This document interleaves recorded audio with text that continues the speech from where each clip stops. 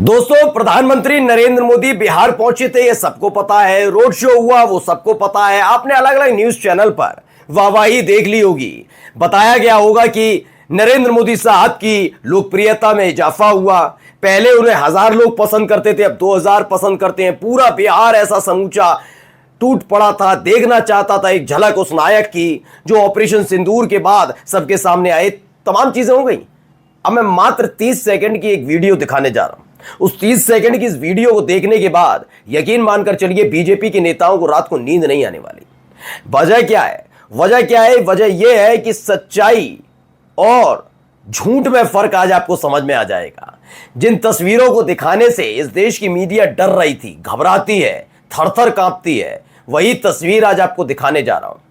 मैं बार बार ये कहता रहा हूं कि बिहार की जनता या बिहार का युवा, बिहार के लोग बेवकूफ नहीं है। हो सकता है कि आप किसी भी व्यक्ति को गुमराह कर लें, मुझे कर लें, किसी और को कर लें, लेकिन एक वक्त में आने के बाद वही आपको जवाब देने के लिए उतर आते हैं, और वैसे ही उतरे हैं।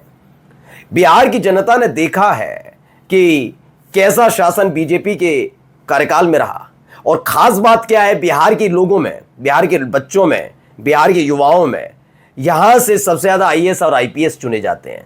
तो क्या है ना, एक समझ लिया गया है बीजेपी की तरफ से, ये तो अनपढ़ है, इनको क्या पता 10 लाख करोड़ लोगे 20 लाख करोड़, 20 लाख करोड़ लोगे 30 लाख करोड़, वो जुमला पुराना हो गया। बिहार की जनता ने ना एक झटके में बता दिया कि कौन सबसे बड़ा राष्ट्रवादी है। आज इस वीडियो को जरा गौर से देखिएगा। इसमें तेजस्वी यादव का जिक्र नहीं है, लालू प्रसाद यादव के परिवार का जिक्र नहीं है किसी का जिक्र। लेकिन आज एक हकीकत है, जो हकीकत लंबे समय से इस देश की बिकी हुई मीडिया छिपाना चाहती है। नमस्कार, मैं हूं प्रज्वल गौतम और आप देख रहे हैं न्यूज सर्किल। यह वीडियो इसलिए जरूरी है दोस्तों, क्योंकि आपको तो याद ही होगा, पहलगाम आतंकी हमला होता है 22 अप्रैल को। 24 अप्रैल को नरेंद्र मोदी साहब का एजेंडा सेट होता है कि उनको आना है बिहार। मैं नरेंद्र मोदी साहब इसलिए शब्द का इस्तेमाल प्रधानमंत्री कहने से मुझे अब गुरेज होता है, क्योंकि प्रधानमंत्री ऐसे नहीं हो सकते। तो नरेंद्र मोदी साहब का एजेंडा सेट होता है कि उनको 24 तारीख को जाना है बिहार, किसी भी कीमत पर। वो चाहते तो पहलगाम जा सकते थे, वो चाहते तो ऑपरेशन सिंदूर के बाद पुंछ में जो फायरिंग की गई, पाकिस्तान की कायराना हरकत थी, बदतमीजी थी, उसमें जो पीड़ित थे उनके परिवार वालों से मिल सकते थे। लेकिन नहीं, उनके दिलो दिमाग में सुबह से शाम तक सिर्फ राजनीति चलती है।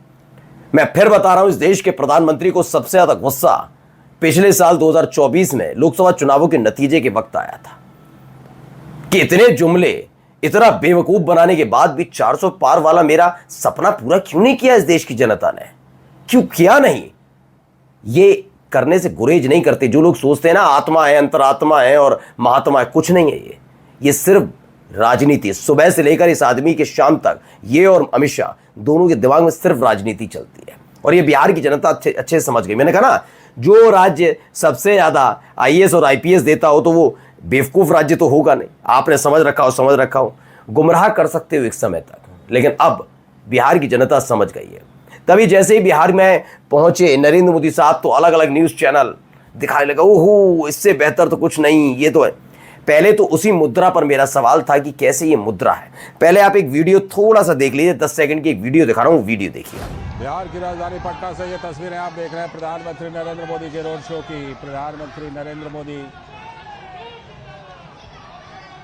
तो इस वीडियो में आपको काफी कुछ चीजें नजर आ रही होंगी, ये हो रहा है, वो हो रहा है, गाड़ी में लोग उनके साथ, और ये तमाम चीजें आपको दिख रही होंगी। इन सब के साथ साथ आपको ये भी दिख रहा होगा कि नरेंद्र मोदी साहब के चेहरे पे कोई तनाव आपने ना गुजरात में देखा होगा रोड शो के दौरान, और ना यहां देखा होगा।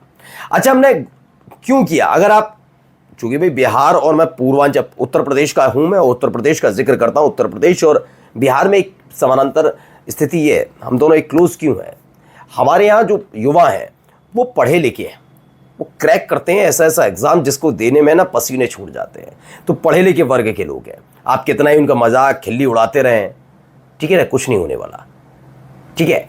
फिर भी क्या, अब चीजों को जरा बारीकी से समझना बहुत जरूरी होता है। पहला यह कि हमने पहलगाम आतंकी हमला हुआ और उसके बाद ऑपरेशन सिंदूर किया। तो ऑपरेशन सिंदूर क्यों किया? क्योंकि पहलगाम आतंकी हमला हुआ। क्या पहले से तय था कि हम ऑपरेशन सिंदूर करने जा रहे हैं 6-7 तारीख को? नहीं ना, 22 अप्रैल की घटना के बाद हुआ ना। हाँ या ना? ठीक है, चलिए 22 अप्रैल को क्या हुआ था? 26 पर्यटकों की हत्या कर दी जाती है।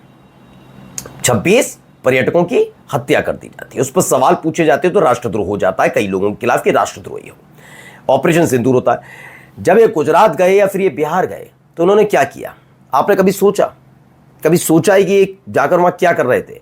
वहां जाकर सिर्फ और सिर्फ ये एक काम कर रहे थे। वो काम क्या था? वो काम ये था कि ऑपरेशन सिंदूर की सफलता का श्रेय अपने ऊपर लेना। पहलगाम की नाकामी और निकम्मेपन का कौन लेगा श्रेय? तो ये बिहार की जनता समझ रही थी। अभी तक आपने इसमें शायद ना गौर कर पाए हो। पूरी 30 सेकंड की वीडियो देख लीजिए, फिर मैं आगे आपको कहानी बताता हूं। दरअसल इसमें आप भीड़ का देख लीजिए, कितनी भीड़, बिहार की जनता कितनी उमड़कर इनको देखने के लिए तैयार बैठी थी। देखिए, जितनी भीड़ इधर उधर है ना, उससे ज्यादा इनके सिक्योरिटी गार्ड हैं। ये मोदी जी भी देख रहे हैं। मोदी परेशान है, टेंशन में है। वो समझ गए कि अब उनका जो एक रंग चढ़ा हुआ था ना देश के सामने, दुनिया के सामने, कि आदमी तो दुनिया, हमारा देश बदल देगा, वो समझ गए ये आदमी बेवकूफ बनाता है, ये सिर्फ राजनीति करना जानता है। ऑपरेशन सिंदूर, मैं ये नहीं कह रहा नाम गलत है, नाम बहुत अच्छा है और मैं इसकी तारीफ करता हूं उस नाम की, लेकिन सवाल ये उठता है कि ऑपरेशन सिंदूर के बाद आपने पहलगाम आतंकी हमले पर क्यों कुछ नहीं बोला आज तक? क्या देश के प्रधानमंत्री का ये फर्ज नहीं बनता? ये तो वही बात हुई ना, आपके घर में एक हमला हुआ, 3 से 4 लोगों की हत्या करके कोई भाग गया, आपके घर के लोग गुस्से में आए, वो बदला लेने पहुंचे, उन्होंने आस पड़ोस के लोगों को मार दिया, लेकिन जिन्होंने हत्या का कांड को अंजाम दिया था आपके घर वालों का, उन्हें मारा नहीं, लौटे और आपके लोगों की अपनी अस्थियां सजी हुई हैं, मतलब मातम का माहौल है और आप जश्न मना रहे हैं। ये कर पाएंगे? जहन अगर आपका कहता तो बताइए, 4 आतंकी कहां है? आप ये सोचते हैं ना, मैं कह रहा हूं ना, उत्तर प्रदेश और बिहार की जनता को बेवकूफ बनाने की, इसीलिए उतरे उतरे जितने इनके समर्थक हैं या फिर लाए गए। क्योंकि मनीष कश्यप का तो आपने हाल ही में वीडियो देख ही लिया होगा। मनीष कश्यप ने कह भी दिया, नरेंद्र मोदी की रैली में लोग पैसा देकर बुलाए जाते हैं, पैसा देकर भी लोग नहीं आए, क्योंकि अपना ईमान, अपना देश बेचने के लिए वो तैयार नहीं बैठे हैं।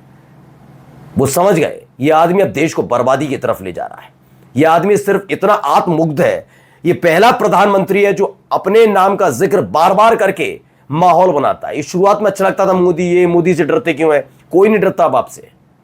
ये इतना डर गया ये आदमी, ये अपने नाम का जिक्र करके मोदी की आंखें लाल होती हैं, ये सिर्फ डायलॉग बाजी। अब देखिए, पप्पू यादव ने एक बात लिखी है, उसे पढ़ना चाहिए। प्रधानमंत्री जी, ये बिहार है, यहां उड़ती चिड़िया का पर गिन लिया जाता है। यहां के लोग समझ गए कि आप कैसे सेना के शौर्य की चुनावी दलाली कर रहे हैं, इसलिए आपके डपोर शंखी रोड शो का पूर्ण बहिष्कार कर दिया। भाई साहब, आप पीएम पद पर का क्यों मजाक बनाते हैं? बिल्कुल सही लिखा।